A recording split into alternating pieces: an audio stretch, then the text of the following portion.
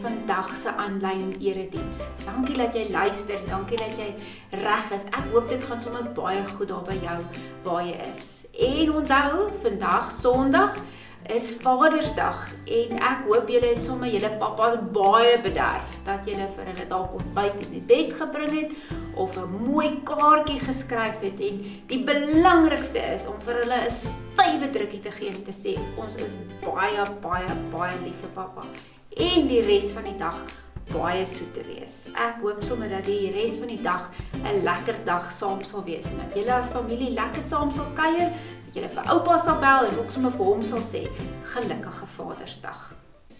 Ek gaan julle groet in die naam van die Vader en die Seun en die Heilige Gees. Amen. Kom ons bid saam. Here Jesus, baie dankie dat ons vir mekaar kan lief wees. Dankie dat ons vir mekaar kan bid. Dankie dat ons so saam kan kuier. Al is ons nie by mekaar nie, is dit tog lekker om van mekaar te hoor en sommer net die lewe met mekaar te deel. Seën ons as ons so saam om u woord is en 'n klomp nuwe dinge leer. Ons bid dit in die naam van Jesus wat vir ons baie lief is. Amen. Ek wil hê dat julle daar waar julle nou besig is om te luister na hierdie diens, net vir 'n oomblik die pauzeknoppie sal druk en dan praat julle so bietjie met mekaar, met boetie en sussie of met mamma of pappa wie daar is, praat julle bietjie oor die dinge waaroor julle baie dankbaar is. Daar's 'n klomp goed wat ons moedeloos maak, maar daar's 'n klomp goed wat vir ons baie lekker in hierdie tyd is. So kom ons praat net vir 'n oomblik oor die goed waarvoor ons baie dankbaar is. Ek is in hierdie tyd baie dankbaar vir ons huis en dat ons 'n warm huis het wanneer dit so verskriklik koud is daar buitekant. En ek dink in hierdie tyd baie aan mense wat nie het nie en dat ek 'n lekker warm bord kos kan eet. Daar mense is wat vir my lief is en dis die goed waarvoor ek regtig dankbaar is. Ek hoop jy is 'n klomp goed waarvoor jy ook dankbaar is. Ons gaan nou lekker saam sing. Gaan vra dat jy gaan staan en jou lyfie so bietjie warm maak, bietjie strek, jou tone rek en dat ons dan saam met oom Ferreira 'n lekker liedjie sal sing. En julle moet lekker hard sing en jou beste gee. Kom ons sing saam.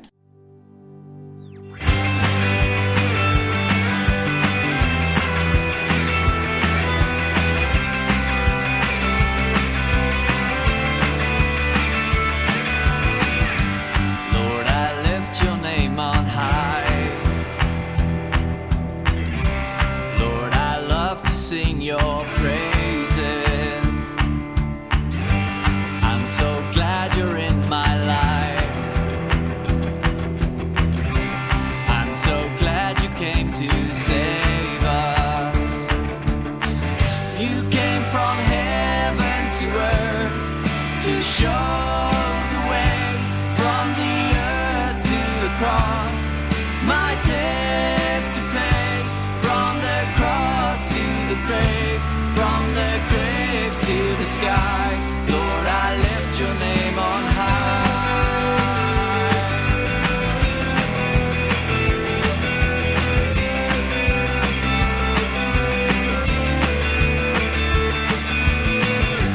Lord, I lift your name on high. Lord, I love to sing your praises. I'm so glad you're in my life.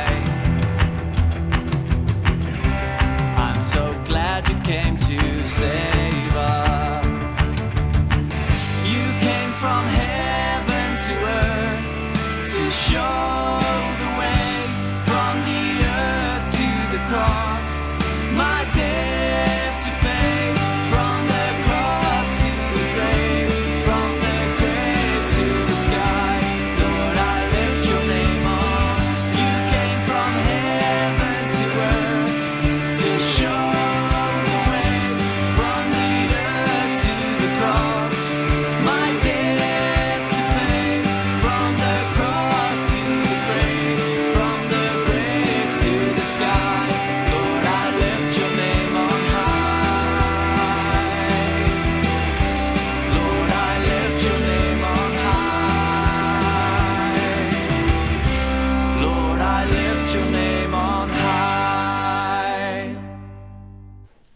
sê altyd vir julle dat ons moet bid en dat ons nie net 'n rympie moet bid nie. Vandag wil ek hê dat ons sal bid vir die koue en die mense wat daar buite is en almal wat swaar kry wanneer dit so koud is. Dat ons sal bid vir die skole en al die reëls wat daarmee saamgaan, hierdie maskers wat hulle dra en sanitizer en van mekaar af moet wegbly en dat ons gesond sal wees daar by die skool. En dat almal wat swaar kry in hierdie tyd, mense wat dalk hulle werk verloor het, mense met wie dit sleg gaan, mense wat na mense verlang by wie hulle nie mag gaan kuier nie. Kom ons sluit die oë, dan bid ons saam vir hierdie mense in hierdie tyd. Here Jesus, baie dankie dat ons huis het om in te bly. Dankie dat ons kan warm wees in hierdie tyd. Ons dink ook aan hulle wat nie het wat ons het nie en help ons om dit raak te sien en dalk op 'n manier te help daar waar ons kan. Dankie dat ons vir die skole kan bid, dat ons maders nou weer kan teruggaan skool toe en dat ons ook een van die dae by die skool sal wees. Ons bid vir die juffrouens en die menere en dat dit ook met hulle sal goed gaan. Dankie dat ons ook kan bid vir almal wat swaar kry in hierdie tyd. Wil U vir hulle die hoop wees en wil U vir hulle die lewe gee. Help ons om daar waar mense swaar kry, vir hulle te bemoedig en vir hulle daar te wees. Ons bid dit in die naam van Jesus. Amen. Ons is besig met 'n nuwe reeks en hierdie reeks gaan oor wat ek wil doen as ek eendag groot is. En daar is 'n klomp goeders. Toe ek klein was, was daar 'n storie op die televisie waar mense groot vragmotors bestuur het en die hele wêreld plat gery het. En ek wou altyd so 'n groot vragmotor bestuur het. Dit het dan vir my baie lekker gelyk. En vandag is ek 'n dominee. So dit wat mense vandag droom, is nie noodwendig wat mense eendag gaan word nie. So ek wonder, wat droom julle wat julle gaan word? My kinders het elke dag 'n nuwe storie wat hulle wil word. En dis wonderlik, want dit maak dat mense ondersoek en dat mense 'n klomp nuwe beroepe leer. Vandag praat ons oor wat 'n spioen doen. En dalk is daar een van julle wat graag 'n spioen wil wees. So druk gou die pause knoppie en dan sê julle, wat verstaan julle, wat doen 'n spioen? Wat is die werk wat 'n spioen doen? En as jy nou 'n spioen sal wees, wat dink jy sal jy eendag doen as jy dan nou groot is? Ja, maats, 'n spioen is iemand wat partymal hulle self vermom en sekere dinge doen.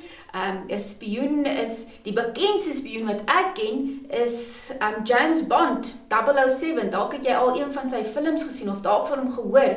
Dis sommer 'n flieks wat al oor baie jare was, al verskillende Bond-ouens en hy is 'n spioen vir die Britse regering. James Bond, hy is 'n baie goeie spioen. En dan so rukkie terug het ons en die kinders 'n fliek gaan kyk, Spies in Disguise, en dit het gegaan ook oor spioene, en een van die spioene het toe verander in 'n duif. Ja, wanneer mense spioen is, dan het mense allerlei goed wat jou help om jou spioenwerk te kan doen, om beter te kan spioneer. Dit is om, hulle het partymal 'n horlosie waarmee hulle kamera het waarmee hulle foto's kan neem, en hulle bril kan 'n foto neem, en partymal moet hulle allerlei snaakse klere aantrek, dat niemand hulle herken nie, en dan gaan hulle in 'n plek in, en hulle is heeltemal onherkenbaar. En dit is wat spioene doen, en ons gaan vanoggend so 'n bietjie saam dink oor spioene in die Bybel. Jy geweet daar is spioene in die Bybel, en hoe hulle dalk anders te moet wees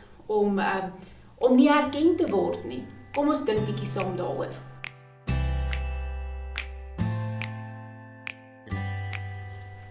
Ja, maats, kan julle my nou nog herken? Soos ek nou hier insluip en ek lyk so, sal julle weet dat ek julle dominee is. Met my blonde hare lyk ek vir julle mooi. Dink julle iemand sal dalk dink daar's iets vreemd met my aan die gang? Daar kan ek ingaan en gaan spioneer op 'n plek en niemand sal eers weet wie ek is nie. Dit is wat spioene doen. Hulle vermom hulle self, hulle sit dalk aan hare op of 'n bril en dan kan niemand hulle herken nie. Maar gelukkig hoef ek nou nie die hele dag so te lyk nie. Toe kom ons lees van spioene in die Bybel en spioene gaan op 'n spesiale missie en dit is baie geheimsinnig en niemand mag weet wat hulle doen en waarmee hulle besig is nie. Ons gaan uit die Bybel uitlees uit Numeri. Numeri is in die Ou Testament, in Numeri 13 en 14 en ek gaan vir julle hierdie wonderlike verhaal vertel van spioene, 12 spioene wat ingegaan het en toe hulle teruggekom het om te vertel wat hulle alles daar gesien het. Kom ons lees hierdie storie saam. Nadat die Israeliete Egipte verlaat het en deur die wildernis getrek het, het God vir hulle 'n land beloof. Naby aan die land Kanaan het hulle by 'n plek met die naam Kadesh Barnea gestop. Die Here het vir Moses gesê om 'n leier uit elkeen van die 12 stamme te kies en vooruit na die land te stuur om te gaan spioneer, om te kyk wat daar aangaan.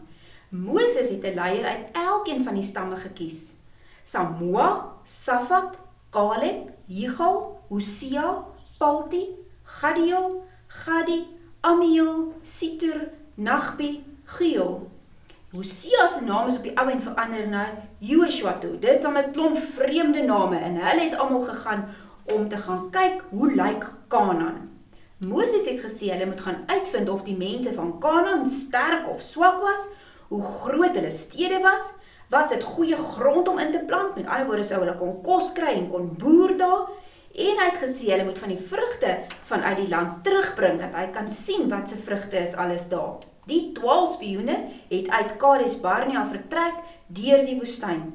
Soos hulle deur die land getrek het hulle gesien dat die mense baie groot en sterk was, en dit het hulle bang gemaak. Hulle het ook gesien dat die stede was baie groot en dat die mure om die stede hoog en sterk was. Terwyl hulle so deur die land gereis het hulle 'n tros druiwe gesny en dit het 2 mense gevat om daai 1 tros druiwe terug te dra. Hulle het ook granate en vye teruggebring na Moses en na Aaron. Na 40 dae wat hulle so deur die land geloop en spioneer het hulle teruggekom by die kamp en hulle kom vertel wat hulle alles gesien het. Hulle het gesê, die land is vol melk en heuning. Dis 'n fantastiese land en die vrugte is verskriklik lekker. O, genade, maar die mense is groot en sterk. En die stede is vol mense. Niemand sal daar kan inkom nie. En hulle dink nie dis 'n plan om terug te gaan nie. Maar Caleb, een van die spioene, het almal stil gemaak en gesê, ons kan nie die land inneem. God is aan ons kant. Ons kan hulle oorwin. 10 van die spioene het nie saamgestem nie. Ons kan nie die mense aanval nie. Hulle is baie sterker as ons. Al die mense wat ons gesien het is groot en sterk. Ons lyk soos klein springkaantjies teen hierdie sterk mense. En daardie aand, toe dit stil word in die tent en in die kamp, het die mense verskriklik gekerm en gekla en gehuil by Moses en Aaron. En vir Moses en Aaron gesê, hoekom het die Here ons na hierdie land toe gebring, van melk en heuning en alles wat mooi is en goed is, en nou gaan hy ons laat doodgaan in oorlog, en hulle was sommer baie kwaad. Hulle het gesê, ons vrouens en ons kinders gaan swaar kry, en hulle het beplan om 'n nuwe leier te kies, want hulle was boos vir Moses en Aaron.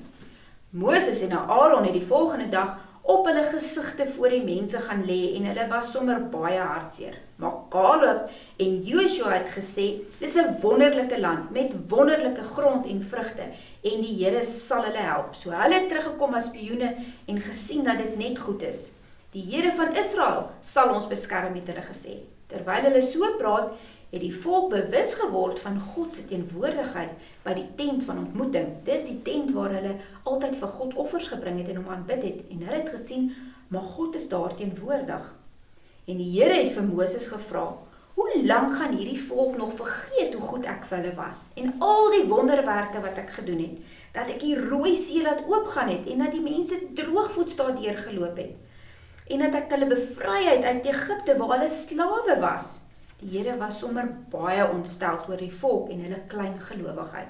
En daarom het hy gesê, omdat hulle so opstandig en ongelowig is, sal hulle vir 40 jaar in die woestyn ronddwaal. Die 10 spioene, wat niks goed kon sê nie, en te bang was vir die mense in die stede, hulle is oorlede aan 'n siekte. En almal wat opstandig was, het in die 40 jaar wat hulle deur die woestyn moes trek, gesterf. En na 40 jaar het die volk onder leiding van Joshua en Caleb hierdie nuwe land binne gegaan, die land van melk en heuning wat God aan hulle beloof het. Maats, die vraag wat ons vandag vir onsself moet vra is, wanneer ons na dinge om ons kyk, of ons nou 'n spioen is of net 'n gewone mens is met watse oogies ons die wêreld raak sien. Daar is 'n klomp goed wat gebeur. En as ons net met ons eie oogies kyk, dan sien ons groot mense in moeilikheid, in 'n virus, in 'n pandemie, en dit lyk vir ons of God glad nie in beheer is nie. Maar wanneer die Gees van God in ons bly, dan besef ons, maar God is groter en sterker as al hierdie dinge. En dat God aan ons kant is, want ons is sy kinders, en hy is baie lief vir ons. En God sal ons nie bring tot by 'n plek, net sodat iets net sleg met ons sal gebeur nie. Hy sal ons oppas en vir ons daar wees. So spioene moet leer, dat as ons die spioene van God is, dat ons God moet raak sien in alle omstandighede. Dat ons moet weet dat God vir ons hier is, en dat hy vir ons lief is. En omdat ons sy kinders is, wanneer mense sê, maar daar's te veel mense wat siek is, daar's te veel moeilikheid, almal gaan net siek word en nooit weer gesond word nie, dan moet ons sê, maar ons is spioene van die Here, en ons sien met ander oë. Die vermomming wat ons dra, is nie vermomming wat ons snaakse pruike laat opsit, of brille, of goed nie. Dit wat ons binne ons het, laat ons sien, dat die wêreld 'n plek is, waar God in beheer is, en waar hy vir ons lief is. Kom ons bid saam. Dankie Here, dat ons u kinders kan wees, en dat ons kan weet, dat u in beheer is. As al die nuus sê, dat dit sleg gaan, en dat dit nooit weer goed sal gaan nie, sê ons soos Caleb en Joshua, maar God is in beheer, hy is aan ons kant, en ons het dit gesien, want ons kyk deur sy oë, die bril wat ons opsit, ons spioenbrille, laat ons vir God raak sien in hierdie wêreld. Amen. Ek gaan vir julle 'n geleentheid gee om ook julle dankoffer te gee, en baie dankie vir elkeen wat nog so getrou bydra. Ek wil julle dan nou groet en julle stuur met die seën van die Here. En ek bid dat julle in hierdie week regtig sal sien waar God oral teenwoordig is, en dat ons mekaar sal help, so spioene wat kyk, waar is verkeerde dinge, waar is die regte goed, en wat die regte goed om te doen, dat ons so spioene sal gaan rondkyk, en sal sê, maar daar's God aan die werk, en daar was God goed, en daar's God se genade, en mag julle beleef, dat God vir julle baie, baie lief is, dat hy elke gebedjie wat jy bid hoor, en dat hy vir jou sal seën met sy genade, en met sy sorg, en dat hy almal seën, vir wie ons lief is, want hy het gesê, hy is lief vir die hele wêreld. Amen.